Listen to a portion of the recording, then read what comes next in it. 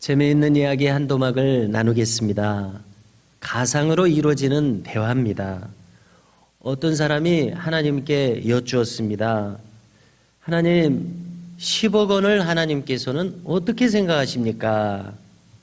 대답하시기를, 그거야 푼돈이지. 그러면은 1000년은 어떻게 생각하십니까? 그거야 1초에 불과하지. 그러자 이 사람은 하나님께 요청합니다. 그럼 하나님, 저에게 한 푼만 주세요. 그러자 하나님 대답하십니다. 그래? 그러면 1초만 기다리거라. 이렇게 대답하셨다는 이야기입니다. 사람의 생각으로는 10억은 큰 돈입니다. 그러나 하나님 편에서는 푼돈에 불과할 것입니다.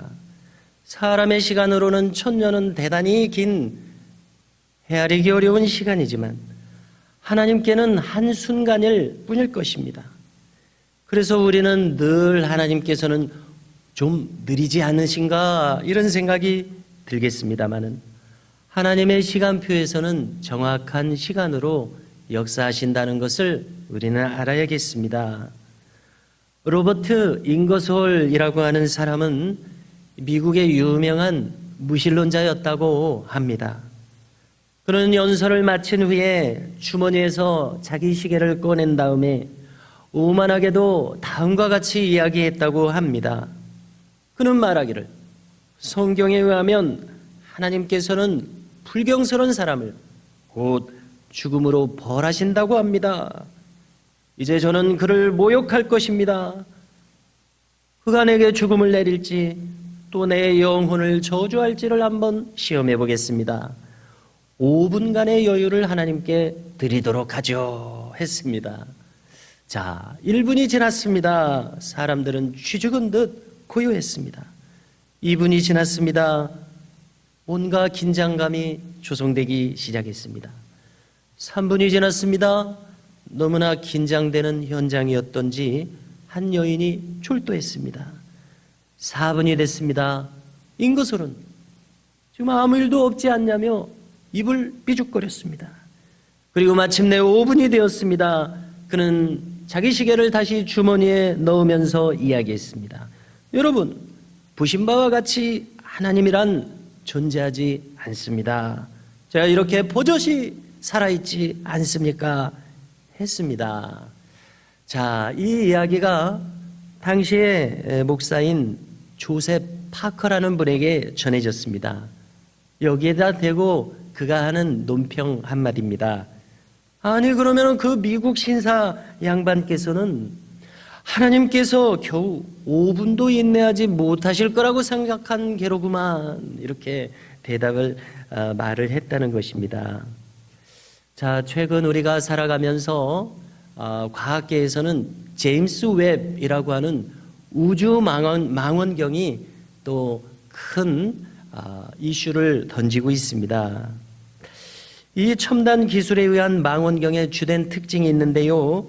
그것은 인간의 눈으로 볼 수 없는 자외선, 적외선 영역까지 탐사할 수 있다는 것입니다. 그래서 최근에 몇 년간 발견한 큰 것들을 거론하면은 먼저 우주 초기에 생겨났음직한 가장 먼 은하를 드디어 발견할 수 있었다는 것입니다. 또 놀라운 것은 적외선으로 탐사함으로 말미암아 물질의 그 분자가 내는 파장을 파악할 수 있기 때문에 외계 행성의 대기 성분까지도 알 수 있다고 합니다. 그래서 그 행성에 만일 산소 성분이 있다는 것이 발견되면 거기에 생물이 있지 않을까, 이러한 탐사가 가능해진다는 것입니다. 또한 우주의 대부분을 차지하는 아주 어두컴컴한 그 공간, 그것을 암흑물질이라고 하는데 인간으로서는 전혀 알 수 없는 그 암흑물질까지 탐사할 수 있는 길이 열려서 그 탐사를 도전하고 있다는 것입니다. 자, 여기에서 우리가 알 수 있는 것은 인간은 아직도 우주에 대해서는 아주 작은 일부만을 볼 수 있다는 점입니다. 그래서 연구하면 연구할수록 과학자들은 이 우주가 정말 무한하다라고 하고 있는 실정입니다. 그래서 우리는 이 모든 것에 대해서 신앙적인 관점에서 볼 때에 이 우주는 정말 측량이 어려울 만큼 무한하지만 하나님께서는 이 우주 가운데서 오직 우리에게 보여주시는 부분만을 우리는 볼 수 있구나 하는 것을 알게 됩니다. 그런가 하면 우리가 듣는 소리의 영역에서도 비슷합니다. 인간은 일부만을 들을 수 있습니다. 우리 교회에도 오르간이 있어서 예배 전에 오르간 소리를 듣고 있습니다마는 이 오르간 소리에 두드러진 특징이 하나 있습니다. 그것은 오르간 소리는 사람이 들을 수 있는 가청 범위 내에서 최대치의 고음과 최저치의 저음을 다 표현할 수 있는 것이 특징이라고 합니다. 그래서 우리가 비슷한 피아노를 보면은 건반 개수가 한정되어 있습니다. 그래서 피아노로는 다 표현할 수 없는 광폭의 음을 다 표현하는 그런 특징이 있다는 것입니다. 그래서 이론상으로는 저음 중에서 16Hz라고 하면은 1분에 16번 진동하는 아주 낮은 소리라는 겁니다. 그 소리까지 낼 수 있다는 것입니다. 그러나 인간의 가청 범위에서는 그보다 더 작은 소리는 들을 수가 없습니다. 또 위로 올라가서 동시에 1개 이상의 고음은 들을 수가 없습니다. 무엇을 깨닫게 됩니까? 인간이란 창조주께서 듣게 하신 만큼만 들을 수 있는 그런 귀를 가지고 있다는 것을 확인하게 됩니다. 자, 이와 같은 사실들을 우리가 알게 되었다면 우리 인간은 하나님 앞에서 더욱 겸손해질 수밖에 없습니다. 왜냐하면 우리의 한계는 이처럼 분명하기 때문에 그렇습니다. 이렇게 성도 여러분, 우리는 제한된 눈으로 우주를 보고 있습니다. 제한된 귀로 소리를 듣고 제한된 마음으로 시간을 헤아릴 수 있을 뿐입니다. 그러나 하나님께서는 이러한 인간의 한계에 묶여 있지 않으십니다. 그래서 이사야서 55장 9절에서 말씀합니다. 내 길은 너희의 길보다 높으며 내 생각은 너희의 생각보다 높으니라.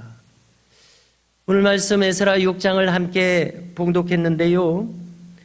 그 높으신 하나님의 뜻하심이 인간의 역사 속에서 어떻게 드러나는지를 잘 보여주는 본문입니다. 이 본문을 기록한 에스라는 주전 460년대의 인물입니다. 그의 시대는 바사 제국 시대, 곧 일반 역사에서 페르시아 제국이라고 불리는 통치기였습니다.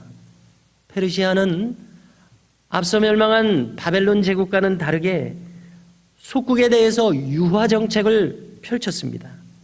그 결과 에스라는 1,500명의 포로 귀환민을 데리고 이스라엘로 돌아올 수가 있었습니다. 이것이 바로 성경상에서 찾을 수 있는 제2차 포로 귀환입니다.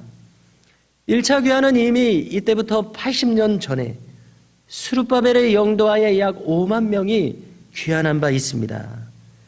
그런데 문제는 어느 시대에나 하나님의 백성들을 못살게 굴고 방해하는 세력들이 있었습니다.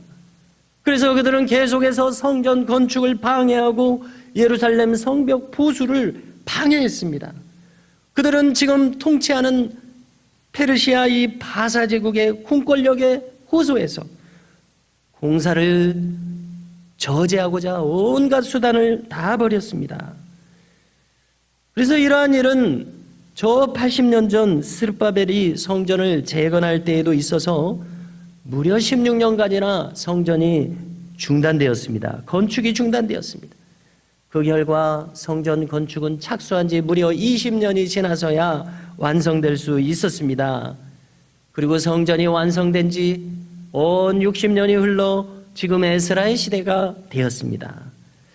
자, 이 에스라라고 하는 인물은 참 위대한 신앙의 인물인데요. 그의 인물됨은 딱 한마디로 설명될 수 있습니다. 그는 왕에게 구하는 것은 모든 것이든지 다 받는 그러한 인물이었다고 소개하고 있습니다. 그야말로 왕으로부터 엄청난 신뢰를 받는 인물이었습니다. 그래서 왕은 조서를 내려서 에스라가 이제 하고자 하는 그 성전 예배에서 소용되는 모든 재물을 다 공급받도록 했습니다. 그리고 성전과 관계된 일을 막는 자는 죽음으로 다스리고 그 가산을 몰수하라고 에스라에게 조서를 줘서 귀환하도록 했던 것입니다. 그래서 에스라는 이 에스라서에서 서너 번이나 고백을 합니다. 이것은 바로 하나님의 손이 도우신 일이다. 우리가 일반 학문 세계에서 아담 스미스라는 학자는 국부론에서 이야기합니다. 이 시장 경제를 보니까 보이지 않는 손이 작용하고 있다, 이렇게 말을 했습니다마는 늘 하나님께 귀추를 주목하고 있는 에스라는 그가 사는 평생 그리고 역사를 돌아보니까 하나님의 도우시는 손을 경험하면서 살고 있었습니다. 오늘 본문은 에스라가 지나간 역사를 보니까 성전이 완공되는 과정에서도 똑같은 하나님의 손이 일하셨음을 깨닫고서 상세히 그 조서의 내용까지 기록한 내용입니다. 성전이 재건돼야 할 때에, 중단된 후 다시 시작돼야 할 때의 공사가, 당시의 선지자 학계는 여러분들 주저앉아 있지 말고 푸념히 일어나서 성전 건축을 계속해야 한다고, 이것이 하나님의 뜻이라고 독려했습니다. 이에 주저앉아 있던 스룹바벨은 다시 힘을 내서 성전 공사를 시작합니다. 그랬더니 아니나 다를까 이를 막고자 하는 방해 세력들이 필사적으로 달겨듭니다. 그래서 당시의 왕인 다리오 왕에게 상소를 올립니다. 그 상소의 내용은 한마디로 말해서 이 성전 건축과 성벽 건축이 불순하니 이것을 중단시키십시오 요청합니다. 한마디로 말해서 이 이스라엘 백성들이 잘 되는 꼴을 보지 못하겠다는 것입니다. 예전 왕이 건축하라고 조서를 내렸다는데 한번 찾아보시라고 합니다. 그들은 고레스 왕의 조서의 존재를 아마 몰랐던 것 같습니다. 이에 다리오 왕이 옛날 문서들을 다 조사하라고 합니다. 했더니 저 메대의 앙메다 궁성에서 한 두루마리 문서를 발견합니다. 앙메다 궁성이란 지금으로 보면 이란 구원에 있는 옛 왕성이었습니다. 거기 문서 창고에 보니까 지금 다리오 왕의 할아버지 격인 고레스 왕의 조서가 과연 발견됩니다. 그 조서의 내용이 오늘 우리가 함께 읽으신 본문이었습니다. 한마디로 말해서 포로 귀한 성전 건축을 허락하는 내용이었습니다. 7절에 보니까 고레스 왕은 명령합니다. 하나님의 성전 공사를 막지 말고 유다 총독과 장로들이 하나님의 이 성전을 제자리에 건축하게 하라. 이 고레스 왕의 조서를 확인하자 다리오 왕은 이제 자기의 조서를 써서 자신의 엄한 명령을 발표합니다. 선대왕의 뜻을 10분 받들 뿐만 아니라 더 강력한 지원책을 지시합니다. 그래서 우리가 읽지 않았습니다마는 이어지는 본문 8절 이하를 보면 그의 명령은 4가지입니다. 첫째로 그 근처의 총독 관할지들의 세금 중에서 끊임없이 경비를 지급하도록 하라고 합니다. 두 번째로 그들이 제사를 드릴 때 필요한 재물들, 물자들 요구대로 날마다 지원하도록 합니다. 그리하여 왕과 왕자들의 생명을 위해 기도하게 하라는 겁니다. 그래서 여기서 재밌는 것은 이 성전 건축과 하나님께 예배하는 일이 자기들을 위해서도 좋다고 생각하고 있는 겁니다. 왕이 아주 중요한 것을 지금 깨닫고 있는 것 아닙니까? 그래서 이제 조금만 더 있으면은 아예 이 왕도 하나님을 믿겠다고 할 그런 태세라고 느껴질 정도입니다. 셋째로 이 명령을 변조하는 자를 그 집에 들보를 빼내라. 그리고 거기다 그를 매달아라. 그리고 그 집을 불태워서 거름더미가 되게 하라. 이렇게 엄명을 내립니다. 넷째로 또 있습니다. 만일 이 명령을 변조하고 성전을 헐게 되면은 하나님이 벌을 내리실 것이다 라고 말합니다. 자, 이거 무슨 말입니까? 그래도 왕의 명령을 어기고 또 이런 엄청난 일을 저지를 사람들이 있을 수 있잖아요. 왕의 이 통제력을 벗어나서 자기들 마음대로 할 사람들이 얼마든지 있을 수 있습니다. 이 경우를 놓고 지금 하는 말 아닙니까? 요즘 말로 하면 왕의 손이 닿지 않는 그런 일을 벌일 때는 하나님이 천벌을 내릴 것이다, 이렇게까지 지금 이야기하고 있습니다. 자, 이 정도 조서를 내렸으면 당시에 이 절대군주, 이 전 세계를 호령하는 대제국의 왕이 내릴 수 있는 모든 명령은 다 내렸음을 알 수 있습니다. 그는 자신이 할 수 있는 최선의 수단을 다 동원해서 성전 건축을 도우라고 지시하고 있었습니다. 자, 우리말에도 속담 중에 혹 때려다가 혹 붙인다는 속담이 있습니다. 당시에 방해하려고 했던 세력들에게 꼭 맞는 말입니다. 그래서 이 일을 60년 후에 에스라가 들여다보니까 하나님께서는 지금 왕으로 하여금 지금 그 당시 사람들을 돕도록 하셨는데, 그리고 지금 자신도 돕도록 하고 있지 않습니까? 그 시대에도 하나님의 손은 이처럼 크게 역사하고 있었다는 것을 그는 지금 꼭 기록으로 남기고 싶은 것을 알 수 있습니다. 성도 여러분, 하나님께서는 악인들의 준동까지도 바꾸어서 선이 되게 하시는 하나님이심을 알 수 있습니다. 상황을 역전시키는 묘수를 가지신 분이 바로 하나님이십니다. 그러므로 이것을 우리의 신앙에 적용해 보십시오. 지금 당장 상황이 어렵다 하여 우리는 낙심하지 않아야겠습니다. 우리는 모두 생각합니다. 지금 당장 나의 이 간절한 기도가 응답되었으면 좋겠는데 더디 이루어진다고 하여 우리는 낙심할 필요가 없습니다. 귀한 자녀들을 위한 기도가 지체되고 있다면 부모로서는 얼마나 그것이 초조하겠습니까마는, 그러나 염려하지 마십시오. 틀림없는 하나님의 시간표는 아직도 진행 중이라는 사실입니다. 그리하여 그분의 꼭 맞는 뜻에 따라서 착착 진행되어 그분의 뜻대로 또 우리가 바라는 소망의 기도대로 이루실 것을 우리 모두는 믿어야 하겠습니다. 유럽의 고속철도 떼제베를 부러워했었는데요, 우리나라도 기술이 크게 발전해서 KTX 고속철도를 운영하고 있습니다. 300km 이상으로 달리는 참 일일 생활권으로 또 전국을 묶어주는 그런 첨단 기술인데요.